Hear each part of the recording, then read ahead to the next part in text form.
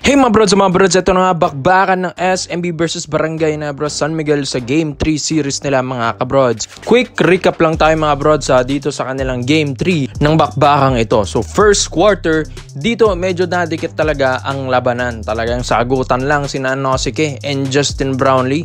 Locals ng SMB, talagang hinahanap dito ni Anosike. Then eto na nga, after ng first deadly quarter, 25-20 lamang ang Barangay Ginebra San Miguel. Second quarter naman, dito medyo dikit pa rin kahit papano mga kabrods. Ang umahabol talaga ang SMB at pinakamaganda dito, eto pong si Japet Aguilar, talagang puspusan ang bantayan dito kay JMF, kay 8-time MVP Junmar Fajardo. Kaya hindi nakakaporma si Abay Kaya ito after ng second quarter or first half, 54-45 ang ating score. Siyam ang kalamangan ng Ginebra after ng first. Dito sa third, dito na nga medyo humahabol na ang SMB mga kabrods. May mga siko pa nga si Jericho Cruz. Kay Japet Aguilar nga daw mga brods, sabi sinasadya. Tapos yung iba naman, sinasabi, konting dikit lang sa buhok ni Japet Aguilar, foul na. Well mga brods, hanggang third quarter, hinahanap pa rin nila si Junmar Fajardo ng SMB. Pero ito na nga, ganda kasi ng depensa ng Ginebra sa kanya. So after ng third, 76-72. Apat ang kalamangan ng Barangay Ginebra San Miguel mga kabrods. And yun nga, dito sa fourth quarter na tayo, dito inaasahan ng SMB na ipasok si Terence Romeo sa fourth quarter. Baka sakaling pumutok dahil last game siya ang naging best player. Pero every time na pinapasok ng SMB, ito pong si Terence Romeo, dun din pinapasok ng Ginebra. Ito pong si Scotty Thompson. Kaya nga mga brods, hirap na rin. Ito pong si TR7 umiscore dahil ang bantayan ba naman niya ay si Scotty Thompson. Ganun din kay Junmar Fajardo, ang bantayan niya si Japet Aguilar. Ang tataas na tumalo na ng mga defenders nila. Kaya eto, medyo hirap sila umiscore mga kabrods. And yun nga, may mga nakikita rin tayo mga comments dyan na ito pong Ginebra kaya daw nanalo ay dahil daw si referee. Well, based naman sa napanood natin, ang ganda naman kasi ng rotation ng Ginebra and ang ganda rin ng depensa nila.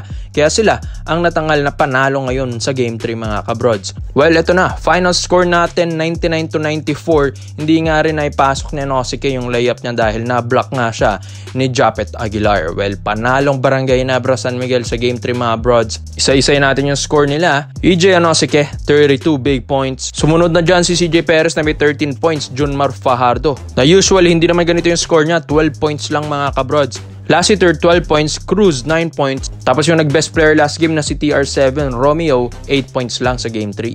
Sa Ginebra naman, Justin Brownlee, as usual, 30 big points. Dahil ang hero nga ng Ginebra at may potential na maging best player of the conference, Japet Aguilar, 22 big points. Amici, 15 points. Stephen Holt, 11 points. Barrientos, 8 points. And Scotty Thompson, 8 points mga kabrods. Ito na nga, sinasabi nila, parang palitan na naman ito. Ito na naman yung sister team na palitan lang ang score. Dahil 2-1 na tayo mga bros. Tapos game 4, baka ipanalo naman daw ang SMB para tumagal nga ang serye. Pero di natin alam mga bros, malay natin talaga nagbakbakan talaga sila para sa kampyonato dahil di naman din papatalo basta-basta ng ganyan ang SMB kung talagang ang goal nila is mag-champion. Well, grabe rin naman kasi ang improvement ngayon ng Barangay Ginebra San Miguel kahit wala ang isang Malonzo, Go, and Gray. Well, bounce back lang mga kabrods ang mga Beermen fans and ang SMB dahil syempre mahabang serye pa ito lalo na't pag nanalo pa sila sa Game 4 para maging 2-2 ang serye mga kabrods. All in all, wala naman masyadong luto sa laro, wala naman masyadong game fixing dito sa sister team na ito mga kabrods. They're just giving their best mga kabrods para manalo. Diba? Bakit ba sila nag-e-ensayo kung ipapatalo lang naman nila mga kabrods? Kaya ikaw mga kabrods, arangkada na ba ng Ginebra sa 3-1 sa Game 4 or makakatabla na ang SMB sa 2-2 sa serye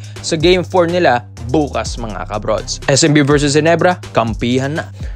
So dito naman po tayo sa kabilang balita naman natin mga brods. Nabalitaan nyo ba? Ito pong team ni Greg Zila na Manila Stars MPBL are on the verge of exiting the MPBL. At sinabi nga ng isa sa mga owner ng Manila Stars, it's not worth wasting money from our own pockets anymore. So ito na nga mga brods, sinabi ito ng isa sa mga owner ng Manila Stars. Well, nandito si Greg Zila mga kabrods. So ito pong Manila Stars, once na umalis ito sa MPBL, well, mawawala ng kontrata lahat ng mga players na ito sa Manila Stars. So isa na ron si Greg Zila, Greg's daughter mga brods. Ito ay source ni Mr. Homer Saison And yun nga. Well, syempre, pag umalis yung team mo sa isang liga, saan ka pupunta, di ba mga brods? Syempre, maghahanap ka rin ng ibang koponan. Well, sa MPBL, ang dami namang team dyan mga kabrods na pwedeng puntahan ni Greg Zilla, Greg Slaughter. Pero may mga reports and rumors tayo na ito pong Barangay Hinebra San Miguel na alam natin na nakipagbakbakan sila ngayon against SMB ngayong semifinals. Game 4 na nga sila bukas eh. Well, gusto ulit ng Hinebra kunin yung serbisyo ni Greg Slaughter mga kabrods if ito pong si Greg ay papayag sa kanyang minimum salary na veteran offer mga kabrods. Minimum vet na ang offer ng Hinebra dito dahil syempre hindi rin naman na ganun ka prime daw si Greg Slaughter para ibalik ng Hinebra agad-agad. So in-offer lang and titignan nila kung tatanggapin or kakagatin yun ni Slaughter dahil syempre mawawala ni Manila Stars sa MPBL. Hindi rin natin alam kung may mga team din na gustong kumuha kay Greg Zilla doon mga kabrods. Well, dito sa PBA, ito pong si Greg Slaughter, malaki nang naitulong sa Barangay Hinebra San Miguel kaya always welcome siya dito mga kabrods. Kung sa katunayan nga gusto rin ng Hinebra na makasama ulit si Greg Slaughter dahil syempre ang pangit ng pagka-exit niya sa Hinebra, diba? Na-trade siya sa Northport pa Tampier. Well, alam natin may alitan sila ni Boss Al Francis Chua mga kabrods, pero business is business na yun, tapos na yun, pass is pass.